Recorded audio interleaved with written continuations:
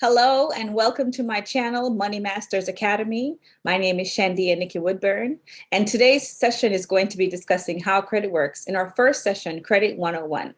Make sure you subscribe, make sure that you save this video, and also share this video with anyone that you know would benefit from this education.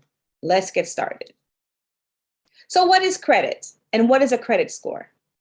Credit is the ability of a consumer to obtain goods and services before payment, based on the trust that the payment will be made as agreed. Take this example. You loan money to a friend or family member. You're probably asking yourself, who else have they asked to borrow this money? And if you've loaned them money in the past, did they pay you back? A credit score is a number between 300 to 850 that depicts a consumer's credit worthiness. The higher the score, the more attractive a buyer looks to a lender. The lower the score, the riskier the buyer is to a lender. So back to the story or the example I just gave you. If a friend has borrowed money from you in the past, they don't have a good track record of paying you money, are you going to lend them this money that they're asking you for now? If they don't have a good track record with you, probably not. What is the average credit score? So to discuss that, I'm going to show you two scoring models. There's actually 28 different scoring models, but today we're only going to focus on VantageScore and your FICO score. So based on the VantageScore model, the average credit score in the US is 695. For FICO, it's 716. And throughout most of this video, I will be referring to your FICO score. Towards the end of the video, I will discuss the major similarities and differences between VantageScore model and FICO scoring model. Over 112 million Americans have fair, poor, or very poor credit scores. That's 580 or less. And 45 million Americans are still considered credit invisible, meaning they have no score. They're like a ghost on paper. So what's a good credit score? Gonna drop a bomb on you. If your credit score is less than 600, you don't have good credit. According to FICO, your rating is fair. Now you want to be here, very good or excellent, right? Because you want to make sure that you're building trust now so that in the future, no questions asked. So consider your credit report an adult report card. If you're continuously in the yellow or orange or red, mostly here, your interest rates are going to be higher than someone who is in the excellent and very good category. Now let's break this down even further. What is in your credit score? Credit scores are calculated based on different pieces of credit data on your credit report. This data is grouped into 5 categories: payment history, amount owed, length of credit history, types of credit, and new credit. You can see the percentages here. Majority of your credit is made up of your payment history and your amounts owed. But your length of credit, types of credit, and new credit is also extremely important. And I'm going to break this down even further for you now. Now let's take your payment history. The amount of points that you can get on your credit report based on your payment history is 297.5 points. The amount owed is 255 points. Length of credit history is 197.5 points. And your types of credit both give you 85 points each. Total this, you will get 850 points. What is your payment history? Your payment history shows how you've paid on your accounts over a period of time. This evidence of repayment is the primary reason why payment history makes up 35% of your score, and it is a major factor in its calculation. This track record of payment tends to be the strongest predictor of the likelihood that you'll pay all your debts as agreed. Hence the reason why lenders' number one priority is your past record of paying back your loans or not paying back your loans. Remember I said, this is your adult report card. Your amounts owed refers to how much debt you carry in total. So when it comes to your credit score, the amount of debt that you have is not significant as your credit utilization. It's not as significant as your credit utilization. So when a high percentage of a person's available credit is being used, this can indicate that a person is overextended and is more likely to miss payments. Now, having credit accounts with an outstanding balance does not necessarily mean you are a high-risk borrower when your score is low. A long history of demonstrating consistent payments on credit accounts is a good way to show lenders you are responsible and can manage additional credit. Approximately 30% of your credit score is based on this information, which evaluates indebtedness. And in this category, FICO takes in account the following things: the amount of money owed on all accounts, the balances owed on certain types of accounts, the number of accounts which carry a balance, how much of the total credit line is being used on credit cards and other revolving accounts, how much is still owed on installment loan accounts, compared to the original loan amount. So your credit utilization is the second most important factor evaluated, and lenders consider the amount you owe compared to how much credit you have available. While lenders determine how much credit they are willing to provide, you control how much you use. For example, if you have a $2,000 balance on one card and a $3,000 balance on another, each card has a $5,000 limit, your credit utilization rate is 50%, and it is over the 30% that they are calculating. Now, what is length of credit history? Like fine wine, most credit histories get better with age. Although the length of your credit history only accounts for 15% of your credit score, it is still a very important influence on lenders. It can definitely impact the chances of whether or not you get a loan.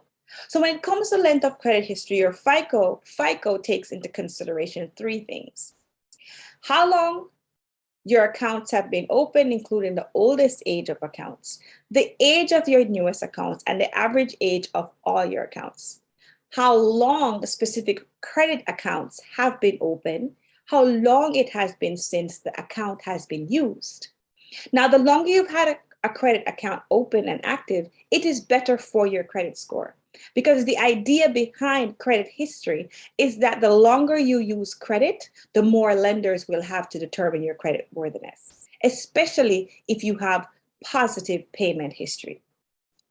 People who are new to credit, meaning people who have a very thin credit profile, lenders have less information they can use to determine how well you manage your credit accounts and the likelihood that you'll default. So a low average age of accounts can also make it difficult for you to get access to credit, even if you've been using credit for years. So the best way to improve your length of credit history is to be patient. More on this when we discuss credit restoration in another session. Also, guys, do not close credit accounts you have opened for a long time, because that is definitely going to decrease that length of credit history and you'll have less points. Now, credit age versus your length of credit history. Most people think that it's the same thing, but your credit age is a specific calculation credit scoring companies use to help determine your length of credit history. More specifically, they'll take an average of how long all your credit accounts have been open. The higher your credit age, the better it is for your credit score and the average age of your accounts. So let's say you have 3 credit cards. Credit card A was opened 15 years ago. Credit card B was opened 5 years ago. Credit card C was opened 4 years ago. To get the average age of these accounts, you'll add up all the ages of each and divide that figure by the number of cards you have. So in this scenario, that average is 8 years. 15 plus 5 plus 4 equals 24. Divide that by 3 cards that you have open. The average age is 8. Now, if you were to open a 4th card, guys, understand that this card has 0 years. So your average age of accounts would then drop 6 years, because now you're taking the 24 years and you're dividing it into 4 cards. correct? So now it's 6 years. It is important to remember that your length of credit history also considers how long specific accounts have been open and how long it has been since your credit accounts have been used. A low average age of accounts indicates that you apply for credit regularly, which could signal that you're having trouble managing your money without the help of credit. Also, the more credit accounts you have open, the more monthly payments you have. You're spreading your budget thin, guys, and this could make it more challenging to keep up with the payments on a new credit account. The types of credit you have are known as your credit mix. They can include a mix of accounts from credit cards, retail accounts, installment loans, finance company, and mortgage loans. So, what does it mean to your score? Creditors assess the risk of lending money through a variety of factors, one of them being your ability to successfully manage different types of credit.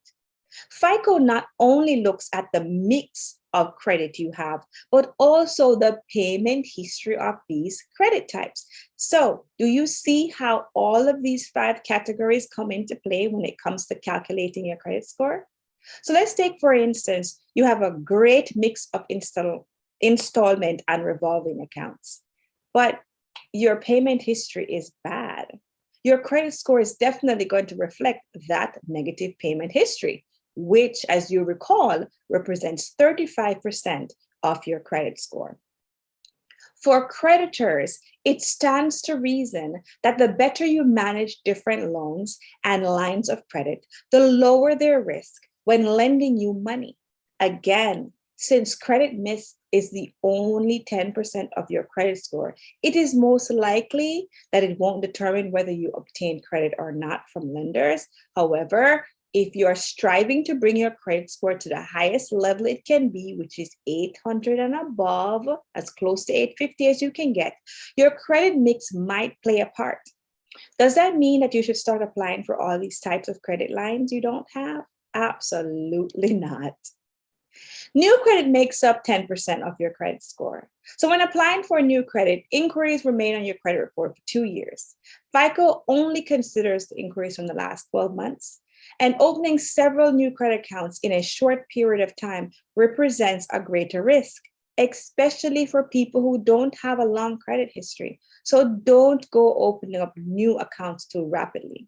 Now, let me pause here before I discuss the 3 important facts about inquiries. By law, if there is not an open account for an inquiry on your credit report, they have to remove it. All right.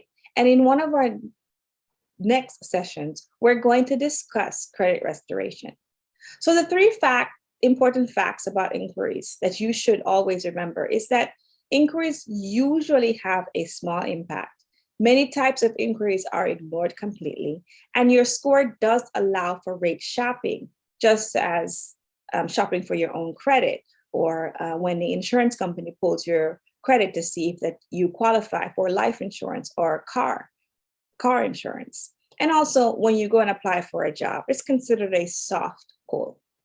Checking your credit report won't affect your credit scores as long as you order your credit report directly from a credit reporting agency or through an organization that provides credit reports to consumers. Remember, I said I was going to tell you about the differences between FICO versus VantageScore. Well, FICO and VantageScore, they're both different and they're both similar. And I know you're wondering, Nikki, how is that possible? Well, here are the similarities. Both FICO and VantageScore ranges from 300 to 850. Both grade on the same basic criteria: payment history, length of credit, types of credit, credit usage, and recent inquiries. But for FICO, it bases its scoring model on a credit report from millions of consumers at once. They use reports from 3 credit bureaus, and they also use it to generate an accurate scoring model. They require 6 months of credit history and at least 1 account reported in the last 6 months. For Vantage, they use a combined set of consumer credit files, which also is obtained from the 3 credit agencies to come up with one single mathematical formula. They only require 1 month of payment history, and they want this 1 month to be reported, one account to be reported within the past 2 years. Now, do you understand why when you look at Credit Karma, your credit score says it's, let's say, 500, but then when you go into your VantageScore Credit Karma will say it's about 720. And then when you go to a car dealership to buy a car, it says that it's only 580. That's because Credit Karma uses VantageScore, and most lenders, remember I said 90% of your lenders uses your FICO score. There are 3 different major credit bureaus. There's actually more. We're going to discuss 3: Equifax, TransUnion, and Experian. Credit bureaus are privately owned data collection agencies that gather information from various creditors. So basically, they're reporting agencies in the US. They have no governmental authority, guys, so they actually have no right to report anything to your credit reports at all. They are literally breaking the law by not calling you and asking your permission to put these items on your credit report. But because majority of us consumers don't know this, we believe that they are governmental authorities because of the word bureaus. So I like to call them credit agencies because they actually get paid to put items on your credit report. They're compensated from the collection agencies. They're compensated from, let's say, Wells Fargo. They get paid to put items on our credit report. And that's why it's a process, because it takes time. After our credit attorneys have created these letters for you, we've used the codes, and we're legally using the Fair Credit Reporting Act to help you remove these items from your credit report. In a later series, we are going to discuss the Fair Credit Reporting Act that was created in 1971. But for today, this is the end of Credit 101, how credit works. In our next session, we will be discussing the credit bureaus, how they get paid, how much they get paid. And I'm also going to show you how to read your credit reports. Until next time, walk good and one love.